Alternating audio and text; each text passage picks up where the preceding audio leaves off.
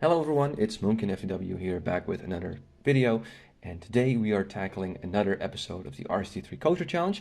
And in this episode it is the Sky Rider, which I know very little about. I looked up a video and apparently it's based off of a company that used to make kind of chain lifts for ski lifts basically. And I tried their hand on a kind of, I guess, roller coaster. I'm not sure if you can call this again a roller coaster, but anyway, it's basically one where you're in a cart with four people and you get lifted up vertically and then you go down this kind of thin inverted track, if you will. Now I had a very cool idea for this because I thought about this idea that you're going up a mountain, going up a very steep cliff, and at the top you're kind of, you're up the top of the cliff basically, and then you make your way down the landscape with a couple of helixes. And I also had an idea for what I wanted to put in between the helixes, and you'll see that as we go along. Now, the final product when it comes to those helixes is not the greatest, but you'll see it as we go along. So first of all, I'm just, like I said, I designed this whole land around this roller coaster, so kind of like an inverted alpine coaster.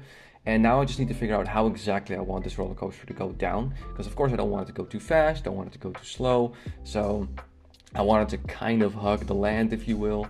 Yeah, it was not too hard to make this, just a couple of helixes, some corners. And unfortunately, again, with this type of roller coaster, your options are very, very limited in terms of what you can do. So yeah, now initially I had an idea to use the standard blocks for from RCT3, but then I had an idea where I can use the Shy Guy planters from Shy Guy, the Shy Guy mod basically, where I can make this really big circle that the track goes around pretty perfectly, so to say. So that's really cool. So imagine if you're riding this, you're right next to this kind of tall building, this tall big cylinder, if you will. I think that will provide a cool experience. Now, one of the problems I had with this object, if you will, is that I didn't really know what kind of roof I wanted for the structure, because there's not really anything in RCT3 in terms of objects that have that kind of smooth, curved bend that takes up for blocks, if you will. So I decided to just keep it open. They almost look like the cooling towers of nuclear reactors, but still I wanted to keep that experience that you're right next to these kind of cylindrical objects. So when it comes to the supports, I have a pre-made design from Steel Jungle, and I'm just going to use that.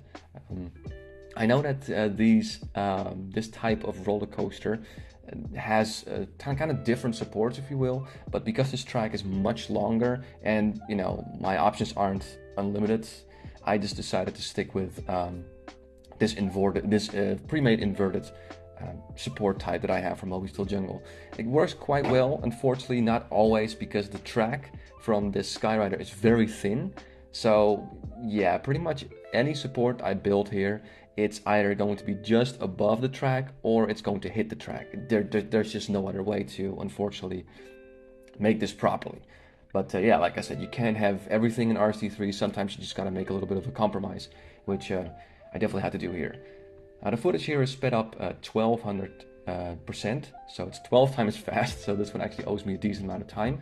But again, this is what I've said many times before in this challenge. If I have an idea, if I have inspiration, I also want to see that the execution is done nicely. Like, if I have a really cool idea of something like this, I don't want to kind of half-ass it. I mean, there are some corners I have to cut if some things just don't work, but I don't want this to, I don't want to, be lazy about it. I don't know if that makes any sense, but there you go. So I'm just gonna go over each and every one of the supports, kind of see how they look and tweak them a little bit here and there.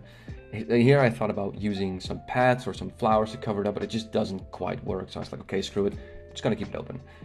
Now in terms of the station, I'm gonna use Western style because I want this to kind of resemble the like a log cabin in Switzerland or Austria or something like that. So that's the kind of feel I'm going for. You also have that central gathering area. So imagine, this is like a tourist destination where you can look up the cliff and take pictures, blah blah blah, but you can also ride this attraction to experience what it's like to be brought to the top of the cliff and then go down. So that was kind of the idea I had with this one. So just a standard Western station, and of course something that can't miss is foliage. So I'm using some large oaks and sugar pines. Pine trees of course look very well when you're going for like a Switzerland, Austria type of vibe, if you will. I'm gonna leave some parts open because I don't want the ride to be completely covered with trees, because I want you to be able to look around and see just how high up you are, see the landscape and everything. And then last but not least, we're going to add some footers, of course, for these supports. And I'm going to change the land a little bit so they line up with the footers. And that should be it in terms of the Skyrider. So it's a concept that's a little different than what it is in real life, but I like this kind of expanded idea. So I'm just gonna go ahead and speed this up. So the lift hill is, you can see the lift hill there. So I'm just gonna wait till it's kind of halfway or something like that. Yeah, that's good. Let's see. Now I know this thing spins around, so I'm gonna use this type of camera here so you can just keep looking forward. I prefer to use this so you guys can see exactly what the track looks like.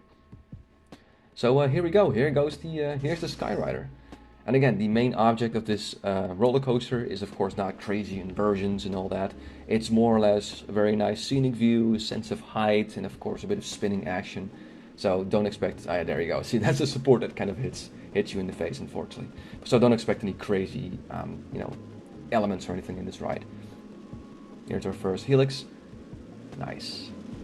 I really like this look here that you can see all the land and the grass and all the trees and everything, and you look in the distance and you see a bunch of mountains and hills. So I think it looks kind of cool.